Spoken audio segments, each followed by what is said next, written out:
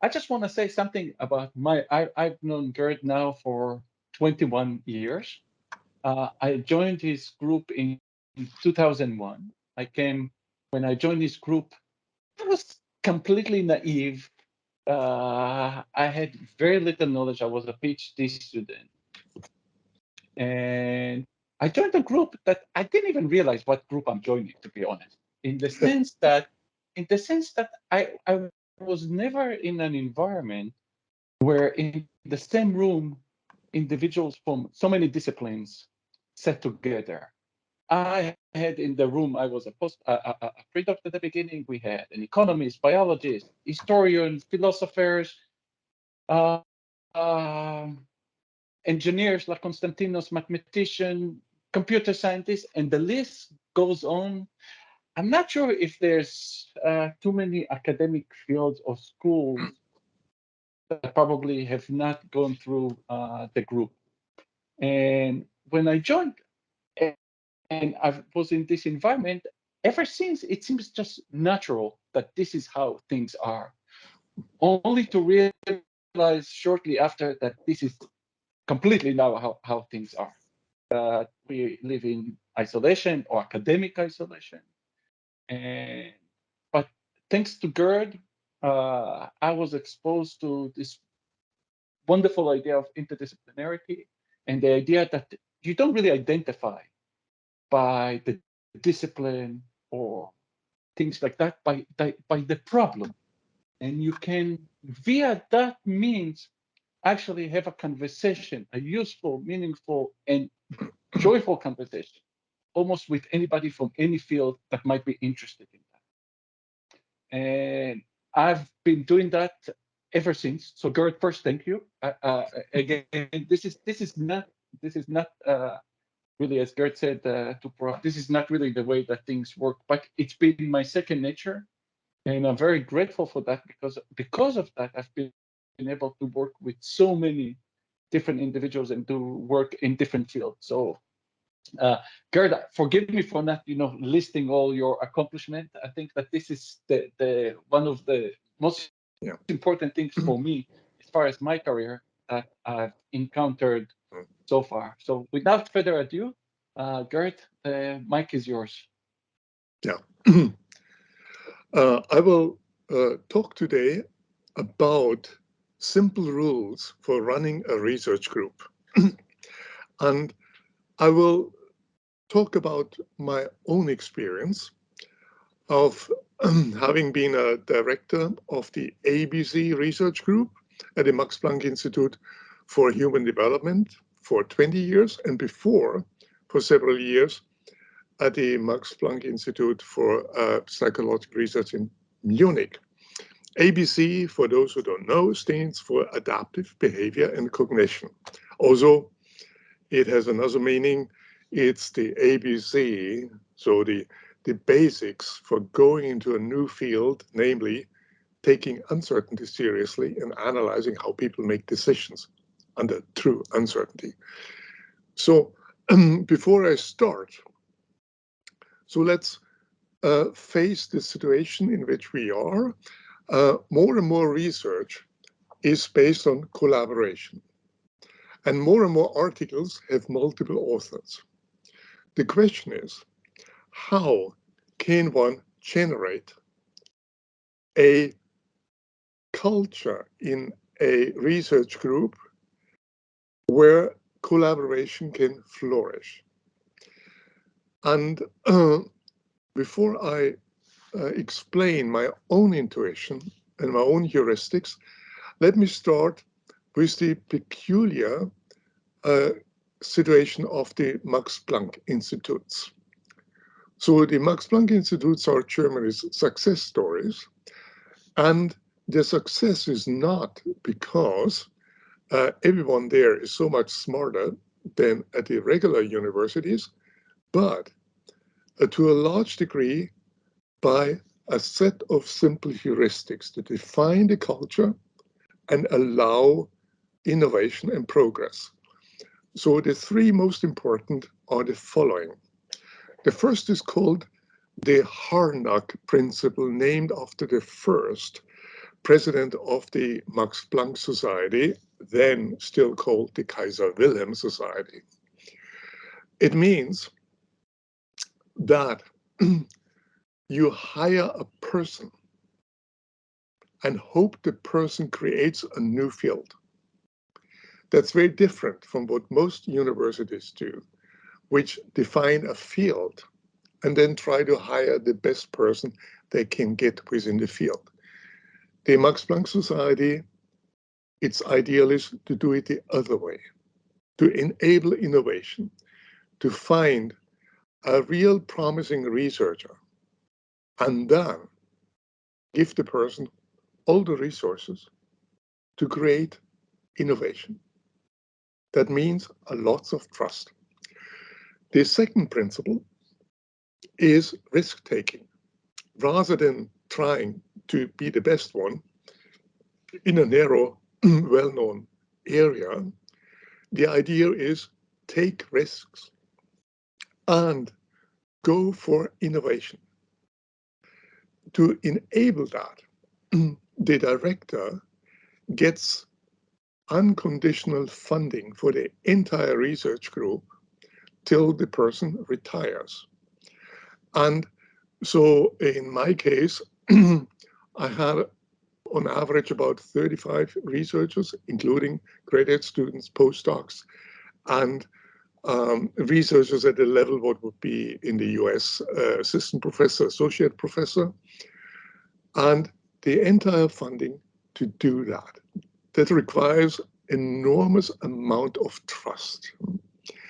And again, it's the opposite from what is now common, namely to give professors only short-term funding, so 3 or 4 years, and then to check all the time. And what happens is, if you have a grant for 3 or 4 years, in year 2, you start writing a new grant. And what do? You try, in order to increase the chance that your postdocs have still funding, the same again with a little bit of change. So that's not pro-innovation, that's key. It rather encourages more of the same. So the second principle of the Max Planck Society is opposite. So take risks. And in order to take risk, the society takes the risk and funds the directors and the research group so that they can just dare and do something that might only turn out in 10 years. And the third principle is the one that Janif already mentioned, interdisciplinarity. And it means to take interdisciplinarity seriously. And that means, for instance, I required from all my researchers that they collaborate with others. And I didn't have to require because they did it anyhow. So there are 2 ways to do science. One is to identify with a discipline or subdiscipline and try to do the best within it. The other way is to identify with a problem. In our case, decision-making under radical uncertainty, and then get everyone from any discipline who can work on this problem together. So these are the 3 principles of the Max Planck Societies. So the Honorary principle, which is to hire a person rather than a discipline and hope that new disciplines are being created. The second one is risk-taking and unconditional funding, trust rather than mistrust. And the third one is the idea that, as I just said, you better do interdisciplinary research and have all the resources and all the ideas and methodologies. So now but that is not enough because it doesn't define, even these 3 rules don't define what you actually do once you have a research group. And I cannot speak for other Max Planck directors because the very freedom that that a director has means that everyone tries it in a different way. Caroline. And there's someone who hasn't muted. If you could mute, that would be very nice. And I can only say how I did it. So the first principle was to have a common topic on which everyone works and have an interdisciplinary group. So that's, I already mentioned that. And that was also a very selfish idea from me, because I learned every day something new from the researchers, which came from psychology, economics, philosophy, mathematics, computer science, machine learning, animal biology, and many other fields. And but in order to be able to set that in motion, one needs to do more than just hiring people, because I've seen institutes that have the term interdisciplinary in their names, but what's happening is that economists publish with economists and psychologists with psychologists and so on. There is not much going on. And in order to create or enable the interaction, so there are a number of simple rules that we used. So one is, or our general principle is, an open culture. So an open culture in which everyone can expose his or her ignorance without fearing being ridiculed. And that's easier in an interdisciplinary group than in a disciplinary isolated group, because everyone knows you can't know everything else. And so the encouragement is that everyone can ask questions and learn from everyone else in the group. And in order to make that possible, we had a number of specific heuristics. One is tea and coffee every day at 4 o'clock. And that's not a waste of time, because people talk about science there and exchange ideas, or let's talk about personal things, which increases trust.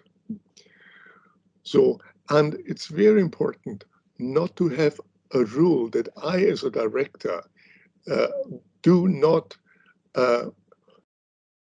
say everyone has to come. No, that would be the opposite. What I've done is that I just turned up every time I could. And that sets a signal. So it's very important not to run a group from above. So in an earlier career, I was a musician and a jazz musician, and I had no experience when I started such a big group as the ABC group, but I just decided to do it like a jam session. So everyone has his or her part, and if possible, there are guidelines, but no hierarchy like you have it in some orchestras. So coffee and tea at 4 o'clock is one of these principles. Another one is open doors. So if you have your doors open, that's an invitation for others to come in to talk. And talking is very important. And many ideas emerge from talking with others. And another principle to set up a research group is a temporal proximity. So I tried when I started to have everyone begin at the Max Planck Institute on the same day. And I've been in many groups before where I noted that people who are here a few months earlier treat the others who come later like younger siblings. And when you start together, nobody knows how things are going.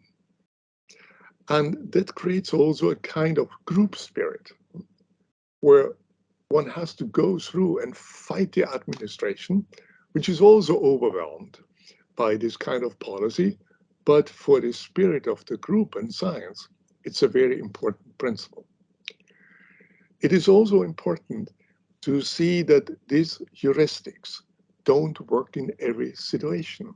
For instance, later, when the group was running, temporal proximity is not what you should do. So hiring everyone at the same point kills the entire culture of the group. So this is why when a group is running for years and running well, it's important never to hire more new people than you still have. And that helps to get the entire culture in transmission. A term for the culture that I wanted to achieve, and I think it worked good, is open culture. Open culture means that nobody fears expose their ignorance, and nobody fears asking questions. So before I went to Max Planck, I was a professor at the University of Chicago. And I love this university. It's the only existing German university in the world. It was built in 1890 from the inside, not from the outside, after the German model of research. And it has kept its spirits while the German universities have no longer that spirit. There's too much regulation, legal issues, and also administration. And so when I decided to accept the offer from the Max Planck Society, one of my main worries was that I would end up in the hierarchy on the top and nobody would criticize my ideas anymore. To make sure that it doesn't happen, I asked several of my best students at the University of Chicago whether they would be willing to take the risk and come with me in, for them, an unknown country and build something up. And I asked them because I knew that they would never hesitate to find any fault in my own ideas if they thought there is one. And that's what I needed.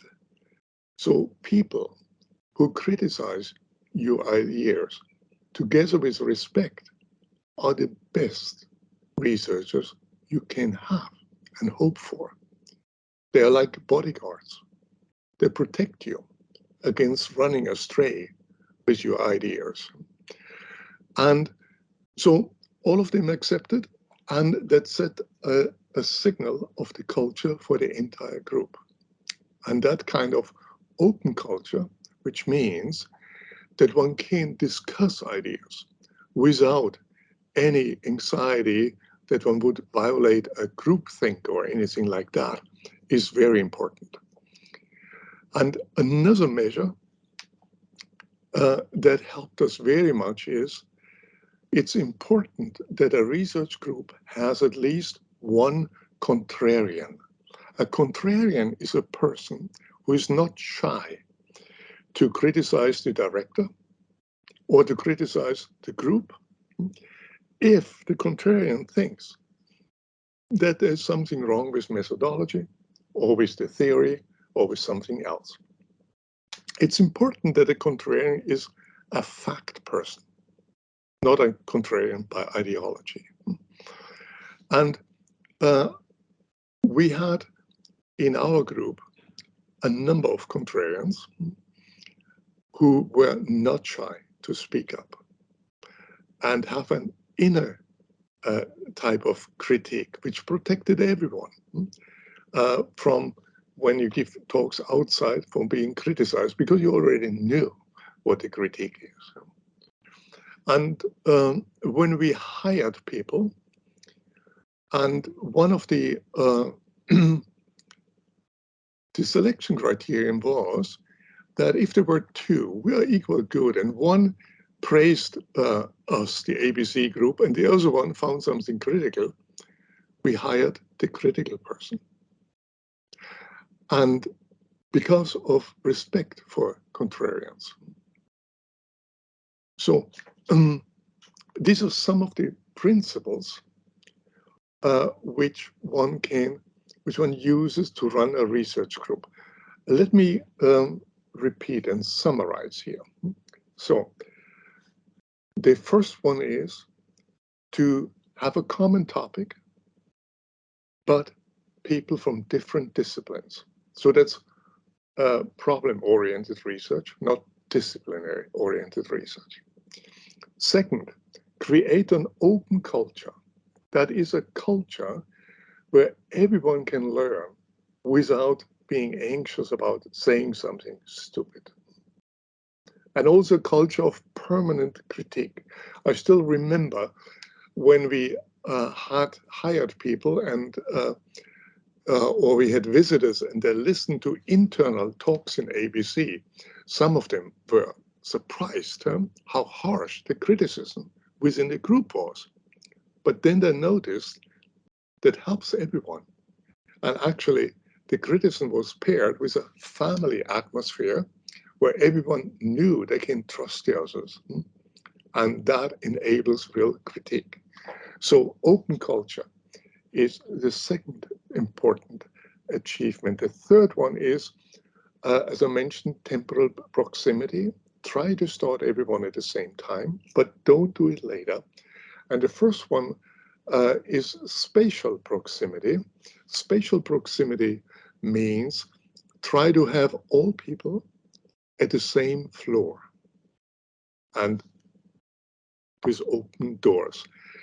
In my experience, if you have people in different floors of the same building or in different buildings, then the collaboration goes down by 50% or so. So, for instance, when my research group expanded and we ran out of rooms, and then the architect of the Max Planck Institute proposed that we built a new building in our premises where then half of the group could be. I vetoed that because of the rule, have everyone on the same floor. And we extended the building horizontally so that our floor was just larger. And so these are some of the principles that are very important in order to enable collaboration, and also to, you can't force it, but as a director, you can be a model for talking to people, for reading interdisciplinary, and also for delegating responsibility. For instance, when we hired people, it was usually that the entire group decided on whom to hire. At least they had a word in it. And also, when I hired secretaries or technical personnel, I didn't get involved until the last minute in the process. So, for instance, new secretaries that were selected by by the secretaries that were here. Now, we always had 3 or 4 or 5 of them. And so they looked through the application. They selected about 10 or a dozen that were invited. And when the invited secretaries candidates came, they were surprised that they're being interviewed by their possible future colleagues and not by the researchers.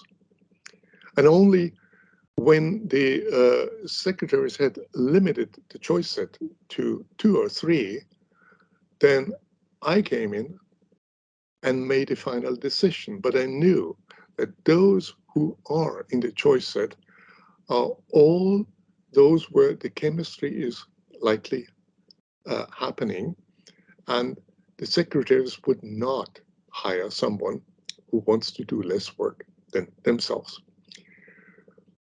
So that's some of the principles to do a research group. And I want to add at the end that every of these simple rules is not just a solution to a specific problem, but it also creates an atmosphere. It can create an atmosphere of trust, while different rules can create an atmosphere of distrust. It can create an atmosphere of curiosity, that you can see actually you can learn something new every day. And it also can create an atmosphere of innovation and productivity.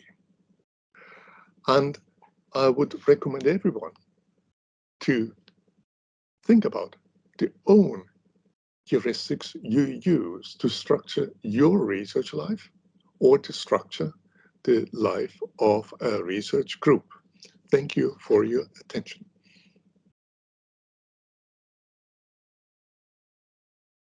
Thank you, Gerd. That's years of experience working in the Max Planck, which is definitely a different kind of place than a university. Yeah. I like to open, obviously, the floor for any question, but I will start with two questions, if I may. One is about the dangers of maybe doing interdisciplinary for early career researchers. So if you're a professor and you got tenure or whatever it is in whatever system, you know, there's less worries. But certain things that, you know, if you are a psychologist and you want to be hired by a psychology department, you need to show that you possibly published in psychology, or in physics that you published in physics. Yeah. So there is a slight danger maybe for somebody that is starting their career. Yeah. What do they do if they have this sort of That's true. mishmash? I mean, That's true. What would you advise them? So one advice is to do two projects if you're a graduate student or a postdoc. One is the SAFE project. So that means excellent research in an established field, which guarantees you publications and a professorship. And the second one is the high risk project, which most likely will fail. But you want to take it in order to have the chance for a big leap. So if you do these two, then you're on the safe side and also are on innovation. And I must say, you got a job. Konstantinos, whom I see here, got a job, and you're all interdisciplinary.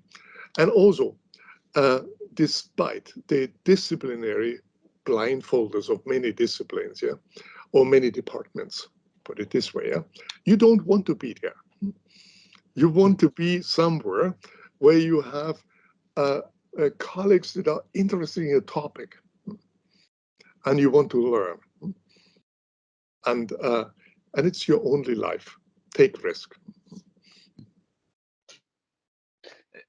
If I may just say the second, because it's different environments, universities and Max Planck, is there a way to translate what you've learned into a university environment? So, for example, we are on 4 or 5 floors, 3, 4, 5, 6. I think 4 floors. The business school is. Yeah. Mm-hmm. I mean, put away the pandemic that nobody sees one another. I mean, this is the so it's kind of hard for them to build a new setting. That's true, but you might have a university leadership or in the department a spirit to change that. So to put everyone in a group on the same floor, just to exchange a little bit the rooms. That may look like a nuisance, but it is immensely important. And another thing that's very important is that you have in your floor a room where people meet. So an extra room where people meet for coffee, for tea, for chat, for small talks and something like that.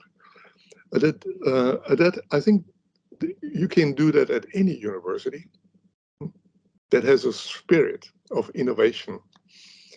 And you don't need a Max Planck Institute for that.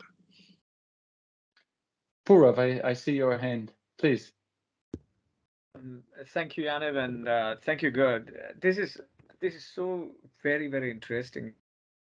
You provided a very unique perspective. Anyway, I've never worked in a research institute. I've worked mostly in universities and corporates, and in some ways we want to we are going completely away from what you are saying in many parts. We're becoming so very siloed in our own disciplines, and we become so focused on it that sometimes we lose what we call the wheat from the chaff at times. The big picture is lost. Some of the very interesting work that is going on at Southampton is in the area of trust, and some of the very interesting work that is happening where engineering faculty and the business school and the psychologists and the sociologists are coming together and doing something. So we're really excited from what you just said. I have a different kind of question, Gerd, for you. And I guess from your experience, you would have seen. So we've talked a lot about successes. But how have you or Max Planck learned from failures? Because you're putting your trust in very risky ideas. Mm-hmm. And what you rightly said at the start, that you're putting it in researchers rather than areas. Yeah. So you want to actually invest into that. And when failures happen, universities are very conservative organizations. Straight away things block out and all that stuff. How have you traversed those boundaries? Would love to learn from that. Yeah, that's a good question. So let me start with the Max Planck Society. So the Harnett principle, including with the risk principle that gives the directors funding, so that they can, at least in social sciences, can easily fund their research without being dependent on grant agencies and reviewers. So that is a risky principle for the society, and it doesn't work every time. So how does there are failures in the sense that a director turns out to be not able to use the resources in an innovative way, or just do average kind of research, or other kind of problems emerge, also with other directors or so. So how does the society deal with that? The society, in very rare cases, it would, if nothing works, it would take the group away from the director. And the director has tenure, but I mean, it's a huge reputation loss, and will get a few postdocs and can do somewhere else. This has happened, and it's a very rare measure. Another measure is to close down a research group after it hasn't proven very successful. That's typically when the director retires. So that's a less severe thing. So these are some of the measures. Of course, we also have we are being reviewed by an international committee every 3 years or so, and which then writes a report to the president of the society. But the main function of this committee is to give us advice for how to do better research. So it's nothing like in the UK, where you have the research assessment exercises and where everyone gets a grade. And so that's not the thing. Also, I want to emphasize that at least I never tried to evaluate my own researchers by number of publications times impact factor. On the contrary, we set collective goals.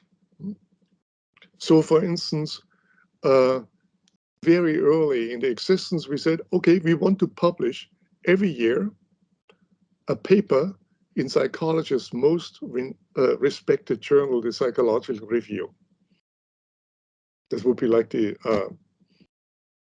American Economic Review and so on. And but a collective goal, yeah, not you and so on. And after 20 years, we had 20 papers in Psychological Review. So we met this thing without actually having so like any kind of research exercise. So if you, and also I want to notice that my research group published in many fields at the same time, and also in the top journals of medicine, for instance, or philosophy. And so the society has some measures to deal with failures of director. But I also emphasize there must be failures. If there are no failures, the society doesn't take risks. And the reaction about a failure, as long as it's rare, is not to change the system. That's the wrong reaction, and to play safe. Because then playing safe also means that you cut out on the bottom, you cut out also on the top. That's absolutely the wrong reaction. You have to take risks, and you have to expect failures. You just don't want more failures than necessary.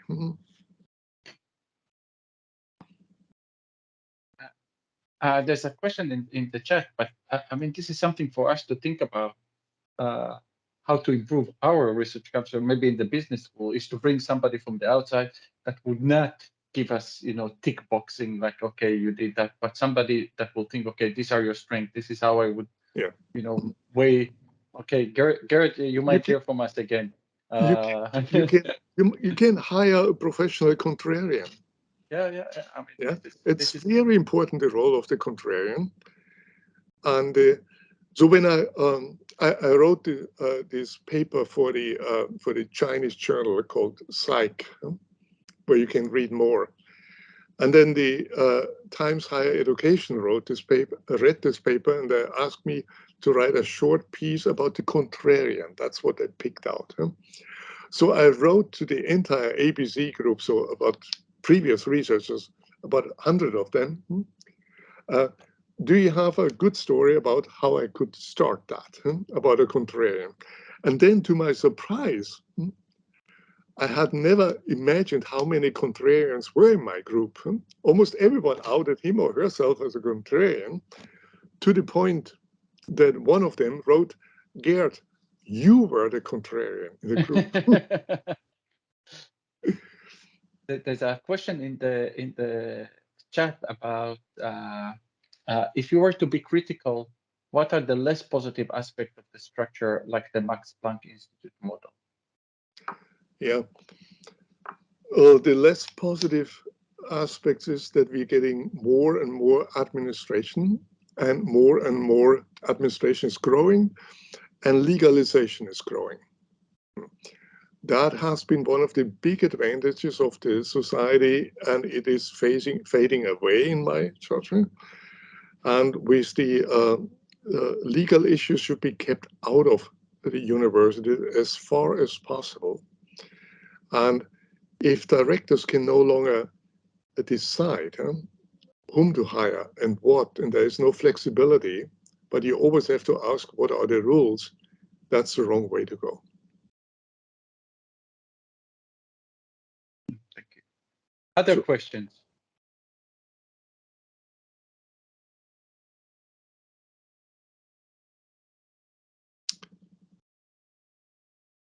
Yes, Mario.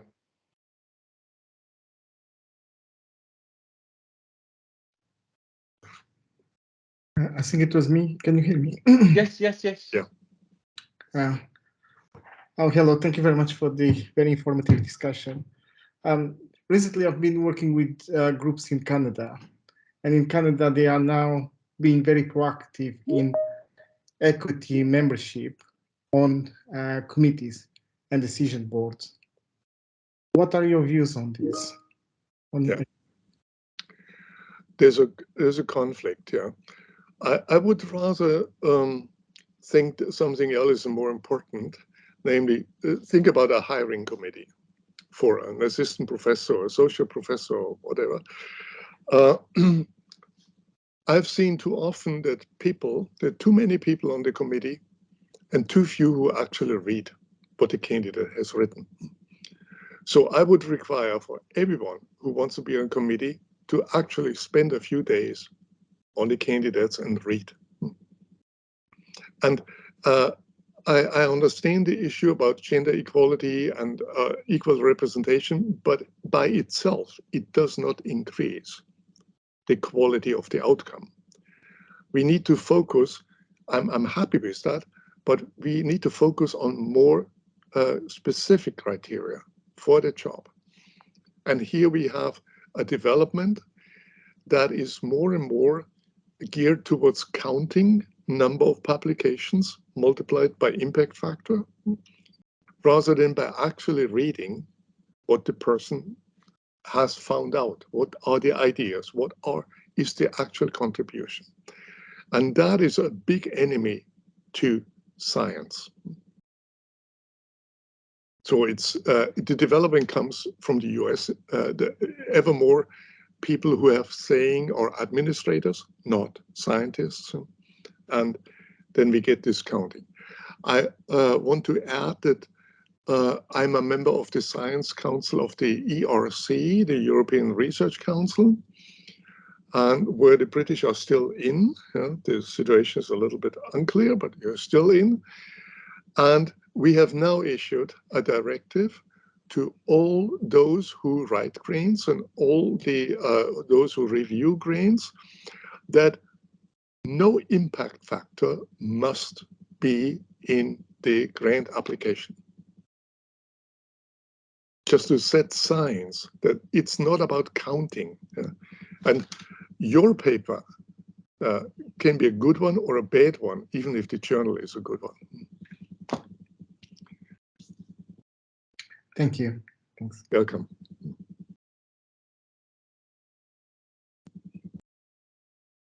Other questions?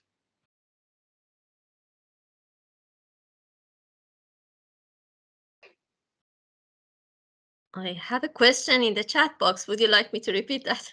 Oh, Yeah, sorry. Yes, It's please, okay. Ramesh. It is fine. Hi, Gerd. I'm really, really pleased after looking forward to seeing you. This happened just today. So I wanted to know if you want to develop a leader for such a group, what would you do?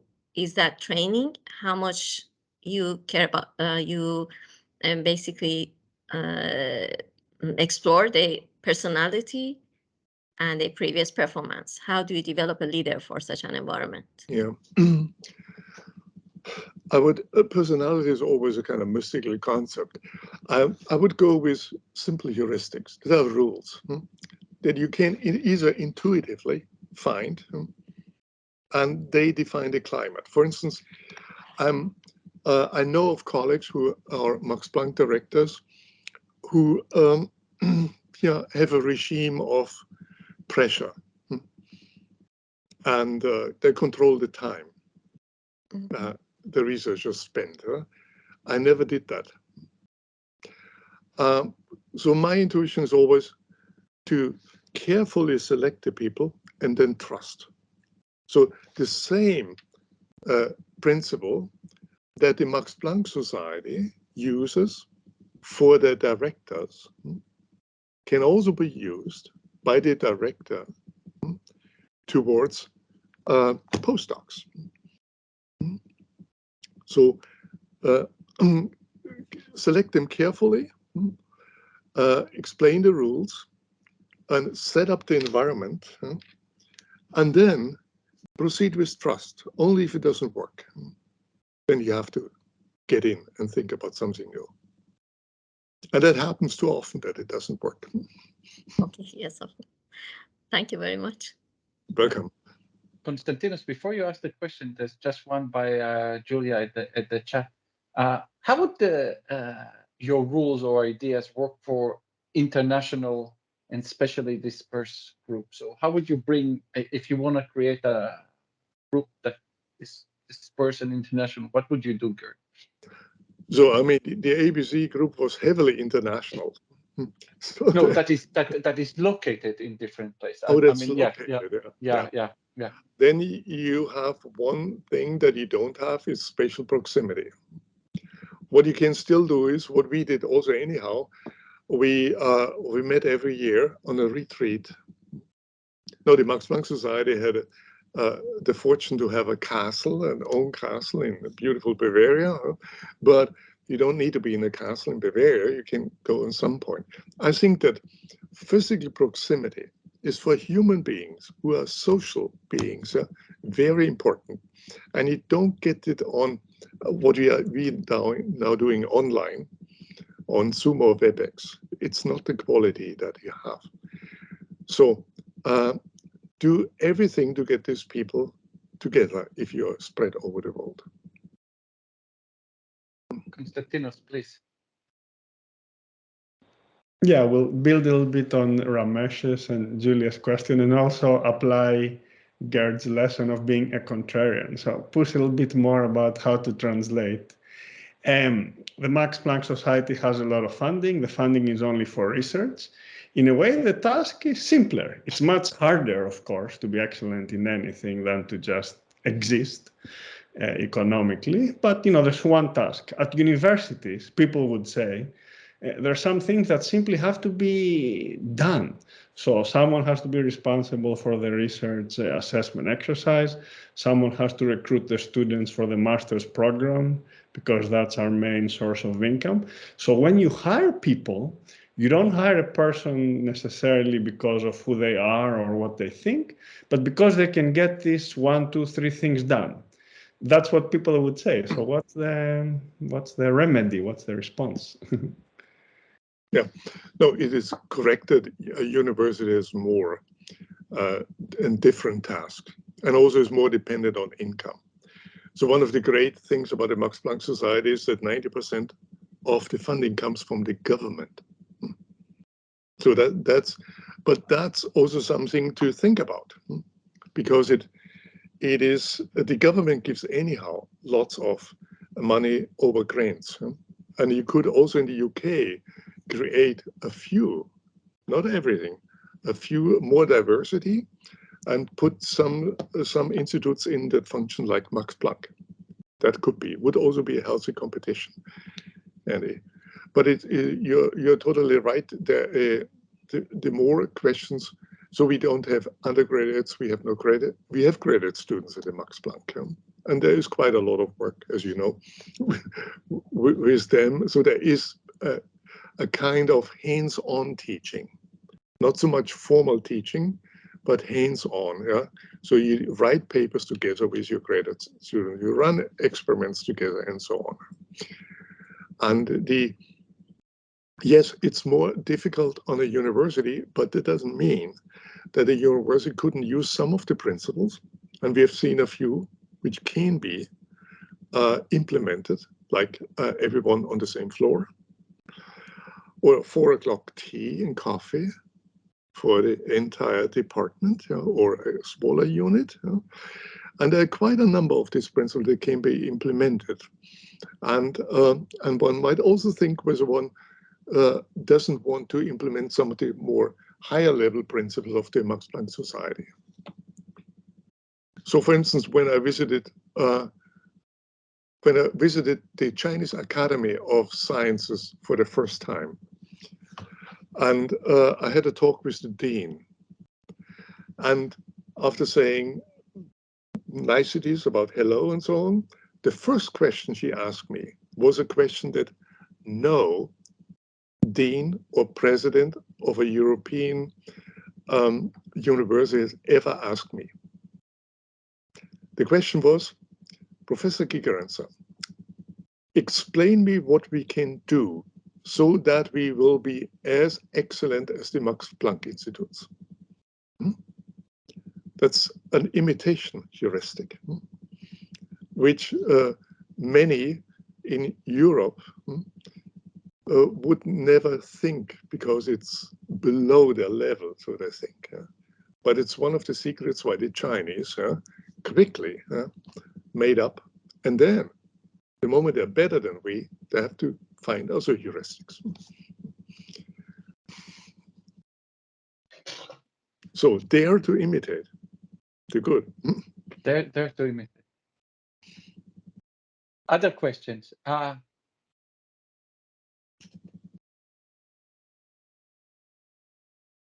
Ramesh has another question. Just if, in case there's no other, I will ask Ramesh question, just in case if there's somebody else who might not have asked. So what would be the first 2-3 things that you would change in academia to make it prepare for becoming multidisciplinary as you describe it? Yeah. So, so the multidisciplinary means that you need someone up there who is in the level of hiring, who has a vision. And so the first thing is get the right deans and chairmen. So when you elect them, think about someone who dares to change the situation, what it is. And then you also need hire the right people who are willing to listen and to learn, who are curious. I have done a few mishires of people who I still remember in the first ABC group, I hired a psychologist, and then when he discovered that there was a mathematician next to his door, he said, "Where are we? Why do we need a mathematician?" So he didn't last very long in our group, but, and after a year he was gone. And so it's also, you have to have people with an open spirit. And it's basically, if they're curious and want to learn, that's, I think, the main thing.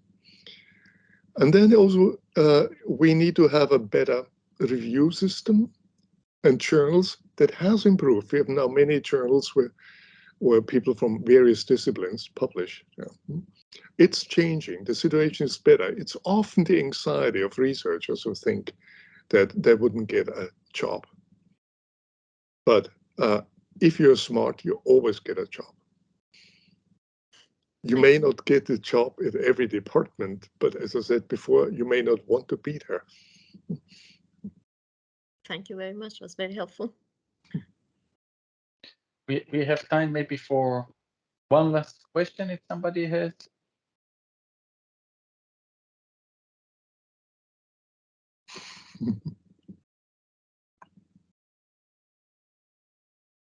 It is, John, please.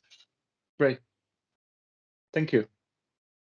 Yeah, a fantastic talk. It's just a comment, really. I think as an institution, we need to value those things that can try and create the conditions that you've talked about in the Institute. And it's they often don't have a monetary value and therefore can be overlooked, but it's the time for interaction. It's the bringing people together. Yeah. And as an institution, we can create the conditions to promote that, to try and recapitulate some of the environment that is so successful in interdisciplinary institutes, but within our large institution that, as you quite rightly say, has a whole range of priorities, a lot determined by income, to enable us to have time to spend on our research. I think it's the valuing that interdisciplinary working and valuing those activities that promote it, even though they don't have a direct financial return. It's really important for those of us in leadership roles in the university to make sure that we promote. Yes. Just to put it in the context, John is the co-vice president of interdisciplinary, and I had the fortune to work with him, and we are we are having an university-wide workshop on risk. So me and another person from the business school are organizing, and John and I think Rebecca, who's also is the vice president of interdisciplinary. I think she's on the meeting today as well. Also, so this is something that the university is thinking about and promoting. It's just we have to be maybe more innovative and dense on different wedding, because we also have to hire individuals that can teach certain courses. So we cannot, as Konstantina said, we cannot ignore that to say we bring somebody who's just doing that, but we need somebody also that teaches, you know, whatever, psychophysics or theoretical physics or something in biology, whatever it is. So there are different pressures and how to create that.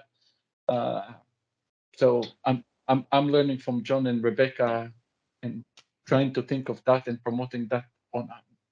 When we think about it, yeah. Someone who works in an interdisciplinary way actually can provide more interesting teaching, because most of the people that we teach in particular subjects will be applying their subject knowledge in careers that are hugely varied and bringing their knowledge to different disciplines. And so actually getting them taught by people who already operate in that way, I think can be a good thing.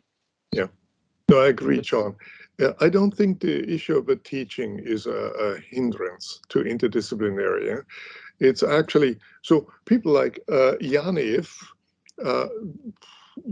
is a philosopher, but also a psychologist, and he's a medical type of health, public health researcher. And that can provide much more interesting teaching than someone who only knows psychophysics or something, only one type of thing. And it's more, can be more motivating. So I think it would actually do a good thing for teaching. But as you said, John, one needs to set a sign by the university or by the faculty so that interdisciplinary engagement is wanted. And that came by providing the physical space for that, or providing some kind of direct encouragement. At the Max Planck Society, we have seen again and again that Nobel laureates came from a different discipline from which they got their Nobel Prize. And that is one of this innovation. So you are in chemistry, you go into biology or into medicine and see new things.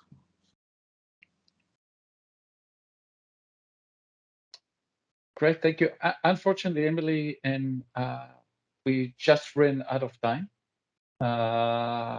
Emily raised the question about how EDI issue of equality, diversity, inclusion are being incorporated into the Max Planck. I do not know if you want to say just a few words just quickly on that, Gerd.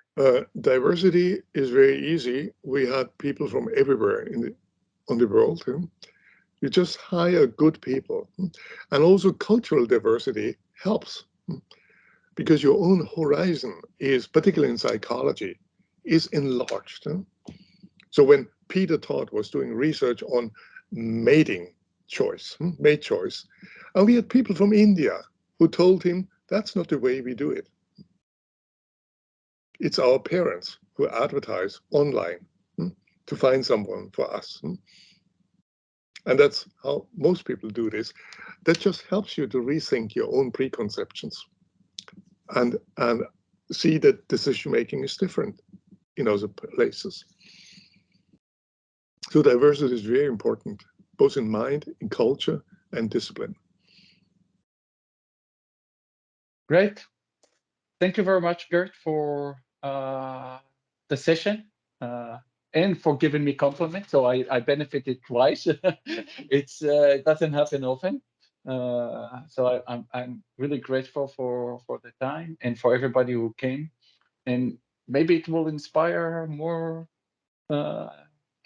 interdisciplinary and different thinking, even on the micro level. You know, if it changes a little bit and people start thinking about it, that will be a good way of moving things forward.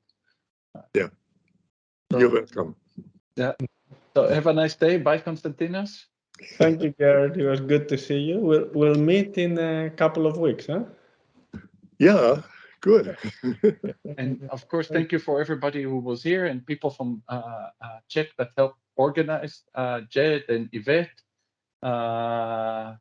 And Have a nice day.